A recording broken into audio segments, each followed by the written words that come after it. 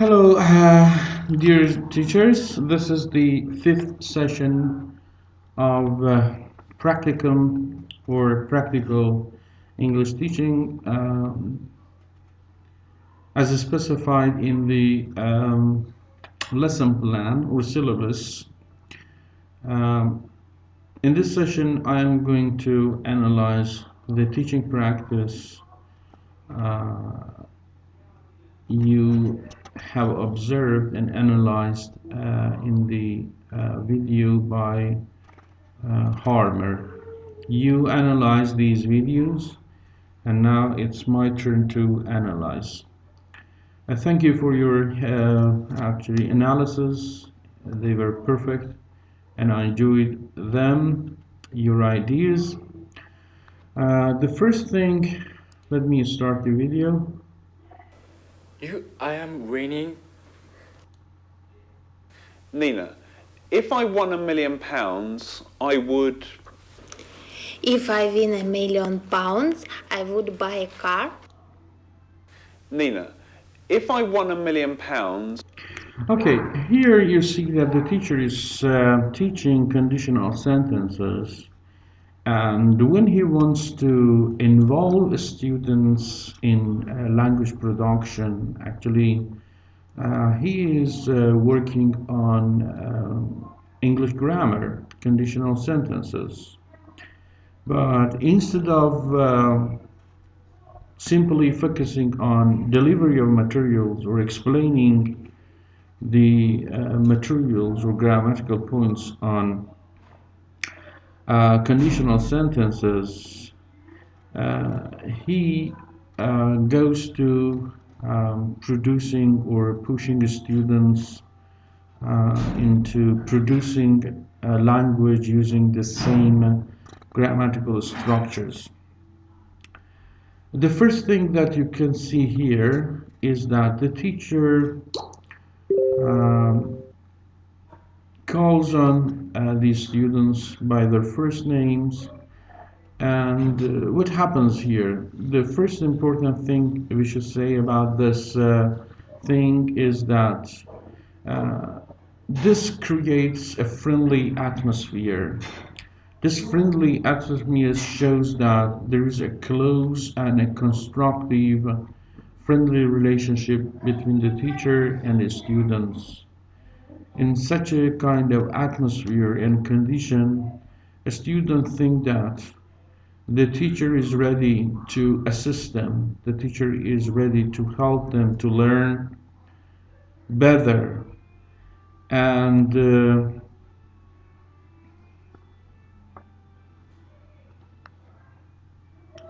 the teacher expresses half of the sentence to help and to trigger students provide their own sentences. What happens here?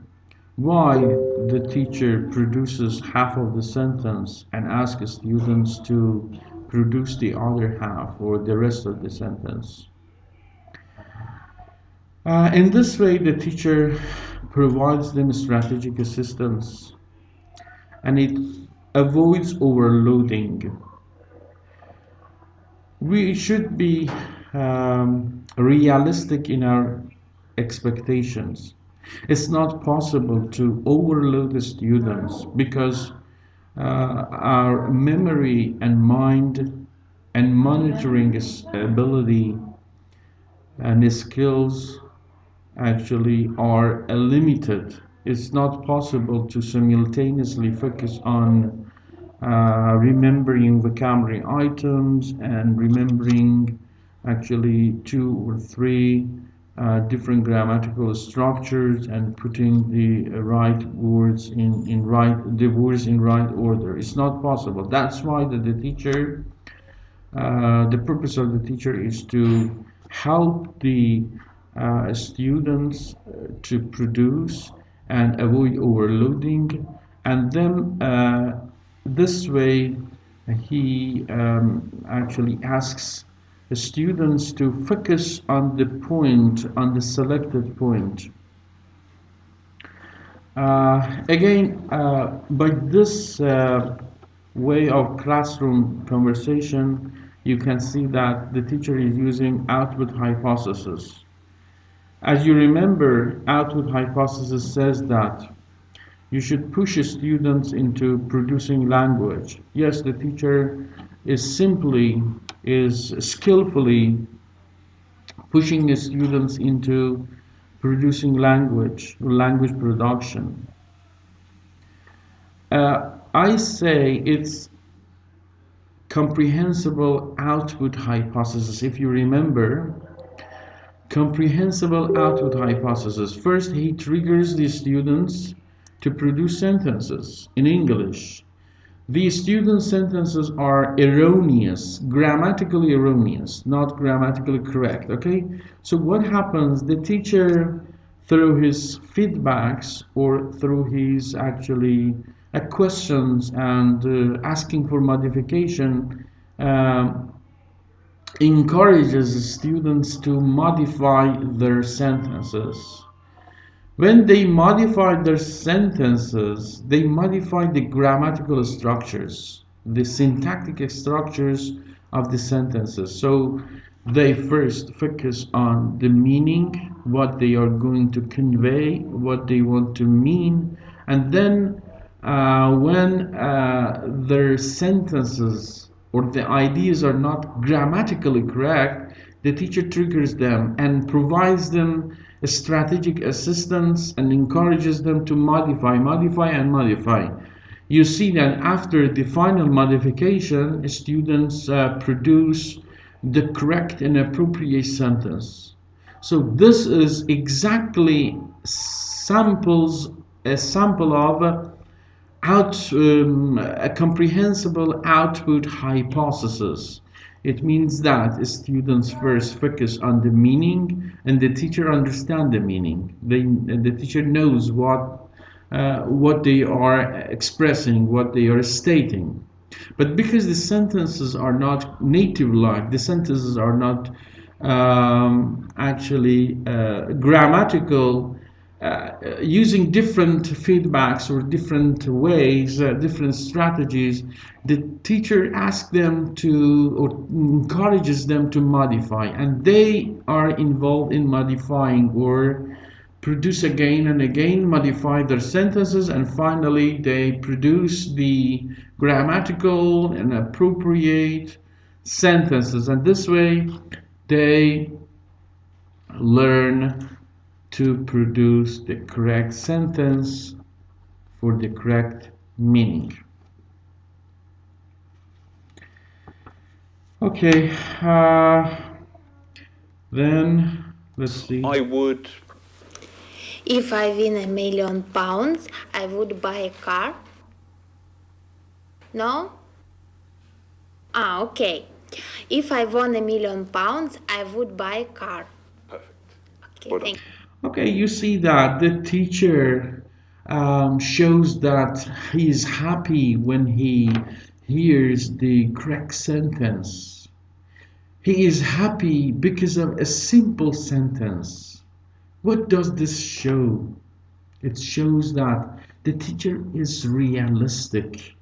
The teacher is realistic in his expectation. The teacher knows that learning, producing language and using language is a time-consuming process. It should be delayed. Students should be involved in the production process to be able to produce. Thank you. The teacher is happy. If I won £1 million, I buy an airplane. If I won £1 million, I'd buy an aeroplane. Oh yeah, if I won £1 million, I would buy an airplane. Perfect. Good. If I won £1 million, I'm travel around the world. Travel around the world? I would. Okay, the other point you can see here is that the students' pronunciation and accents are different, and some of them pronounce terribly, actually with terrible accents. But the teacher does not blame them, and the teacher does not discourage them. So this is something natural. They come from different background knowledge. They come from different first language contexts. So there is no value judgment here. Here the focus is on learning conditional sentences. The focus of the teacher is on learning conditional sentences. You see that these students' accents are not even acceptable. Sometimes their accents are terrible. So the teacher is happy again because he's focusing on the point that he is teaching. Okay, the full sentence. If I won £1 million, I would travel around the world. Perfect, well done. The other important thing is teacher talk. The teacher uses simple sentences. The teacher uses a few words to communicate, to talk to students. Suppose in a class in Iranian context, the teacher tries to speak and use, I don't know, synonyms, antonyms, bombarding students with many complex sentences or compound sentences, trying to show that, yes, I am a native speaker, teacher, I am knowledgeable, I am proficient, I don't know, I know a lot of vocabulary items, things like that. He forgets that he is teaching a group of students, and the purpose of teaching is facilitating their learning and supporting their learning. Good. Thank you. I have winning £1 million, I would buy Okay, see the pronunciation? a house for my mother. Have winning?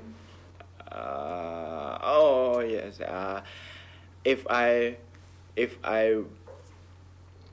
won £1 million, I would buy a house for my mother. Very good. Okay, pay attention. What happens? The teacher is focusing on the point that he is teaching. Good. Well done. Thanks. The other thing is that the teacher is asking all the students and is encouraging, assisting all students to participate, to be involved in the process of production. If I won £1 million, I would help the poor. Do we say £1 million? Oh yes, if I won £1 million, I would help the poor. Well done. Lovely. Okay. Okay, and we're told to repeat. Okay. What you see here is Stop work. Very good. Well done. teacher-student correction. Okay, and you see here reformulation.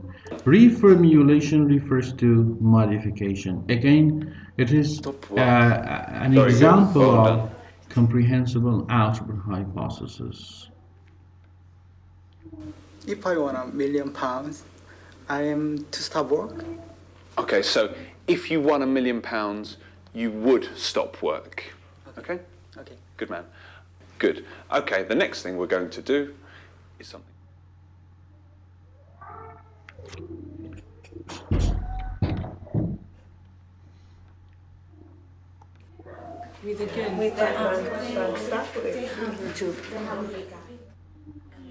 And she saw the robber, the guy who ran away on a car,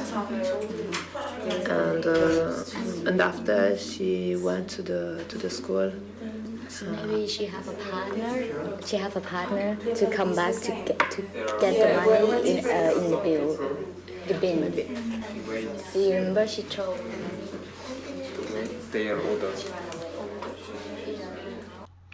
So here you see that the teacher involves the students into group work and group of activity. Actually, this may be something cultural. It may not be possible in Iranian culture to engage students in or ask a student to involve in group work or group activities or teamwork. It is possible, but it needs practice because it is something new for the students. We, based on our culture, we do not, when we are given a space and opportunity to do group of activities and group work or teamwork, we usually refers to our problems. We talk about how to escape from our commitments or things like that. But you see that the students are actually enthusiastically involved in teamwork. The other thing you can see here is the structure, the atmosphere, the physical structure of the class. Here you see a board, here again you see a board, we have round tables and things like the atmosphere, the physical condition of the classes is actually different from teacher-fronted classes. In our actually context, the classes are teacher-fronted, and this teacher-fronted classes send a message. The message is that, okay, you students, you should sit down and you should be silent. I am the teacher who is going to talk and speak. I am the teacher, I know everything. You should sit down and you should keep silent. I don't know, things like that.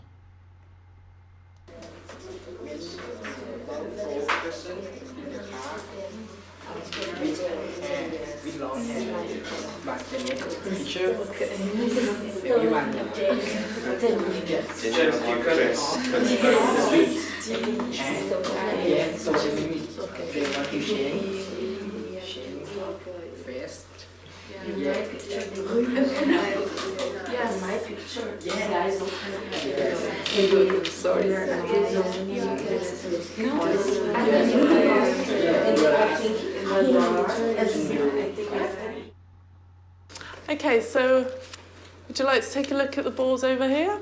Let's have a look at some of our mistakes. How can we correct our mistakes? So looking at the first sentence, when did the story happen? In the past. Okay, so how can we Change. Okay, and we might have to have something. They changed. Okay.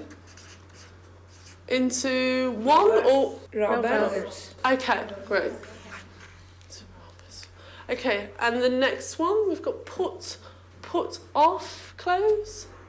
Take off. Take off. Okay, so we can have take off. What's the opposite of take off clothes? Put on.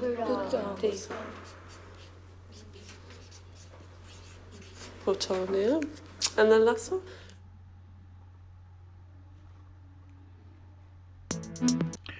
What we see actually from this video, and what is interesting, is that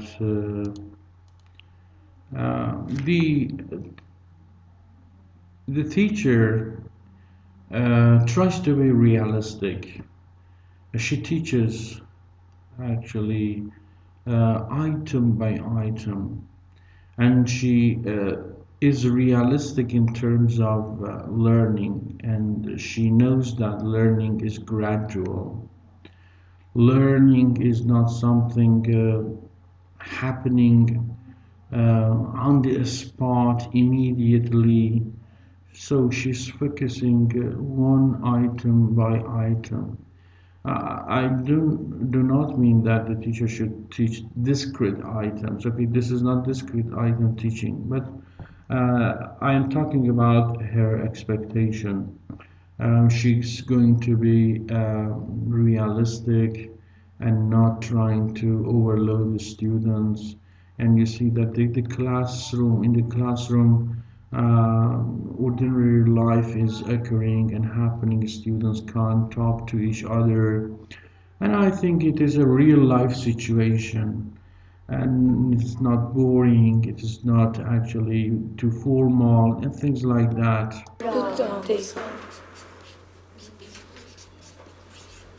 Put on, yeah. And the last one.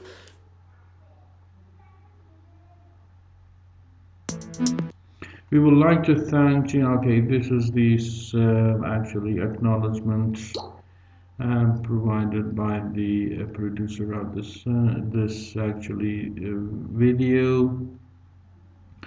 Dear students, please pay attention that these teachers are native speaker teachers. They are skillful, actually educators.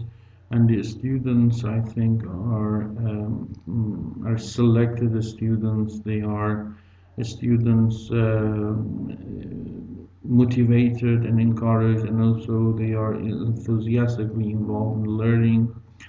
But you see that we have the same actually purposes and same practices in our own context. But one of the problems is that we are not trying to be realistic. Our expectations are not realistic. We expect our students to be perfect in their pronunciation. We should try to help students improve their pronunciation, their accents, their native life language use. But if we expect our students to be perfect in their use of language, in their pronunciations, in their, I don't know, writing, speaking, conversation abilities, we should not expect them. We should be realistic. We should try to facilitate. We should support our students. And what we can see from this video, from the practice of this teacher, is that the teachers are usually trying to support the students. They accept that students are imperfect. Students have problem in producing sentences. Students have problem in using English. They accept this, and their role is defined as a facilitator. Their role is defined as supporting students' performance. That's why that the students are going to have a happy lives in classes. They are going to have actually happy experiences in the classes. In these classes, some people may claim that, okay, a little is learning happens, a little learning happens, not much learning is happening. No matters, okay. Classroom is a place where high quality life should happen, okay. So if learning of two structures happen in that class, but it happens perfectly. If students learn two structures, simultaneously they learn how to use them. Simultaneously they enjoy being in the classes. Simultaneously they enjoy being having constructive relationship with their classmates and with their teacher. I think this is education where you feel that you're living a happy life in the class with your classmates and with teacher. So these students, when leave the class, they are again happy, they are glad, when they return back to their homes with their family members, again they are happy. Okay, thank you for your kind attention.